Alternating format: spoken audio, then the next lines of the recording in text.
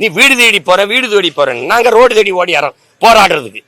நான் என்ன கேட்கிறேன், நீ யாரு? எங்க அம்மாவுக்கு நீ எதுக்கு 1000 ரூபாய் கொடுக்குற? என் தங்கச்சிக்கு எதுக்கு புதுமை பெண் 1000? என் தம்பிக்கு எதுக்கு தமிழ் மகன் 1000? எனக்கு வேலை கொடு. நான் எங்க அம்மாவை காப்பாத்துறேன், என் தங்கச்சியை படிக்க வச்சுக்கிறேன், என் தம்பியை பாத்துக்கிறேன்.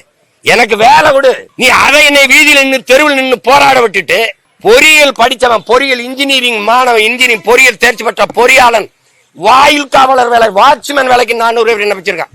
அதிமுக சட்டமன்றத்துல அமைச்சர் படிச்சது இருக்கு. சட்டமன்றத்துல வாட்ச்மேன் வேலைக்கு படிச்சுட்டு எல்லா பட்டதாரியும் டாஸ்மாக் கடையில சாராயம் ஊத்தி கொடுத்துக்கிட்டு இருக்கான். லட்சக்கணக்கான பல லட்சக்கணக்கான ஒரு வேலை இழந்து வீதியில திர்றான். நீ வீடு தேடி போற நாங்க ரோடு தேடி ஓடியாரோம் போராடுறதுக்கு. என்னென்ன சேட்டை பண்ணிக்கிட்டு இருக்கான். மலையை நொறுக்கி விக்கிறவன் கல்குவாரி முதலாளின்றான். சமூகம் அவனை கொண்டாடுது. மணல் அள்ளி விக்கிறவங்க மணல் முதலாளி, மணல் குவாரி ஓனர்னு அவனை மதிக்குது இந்த நாடு.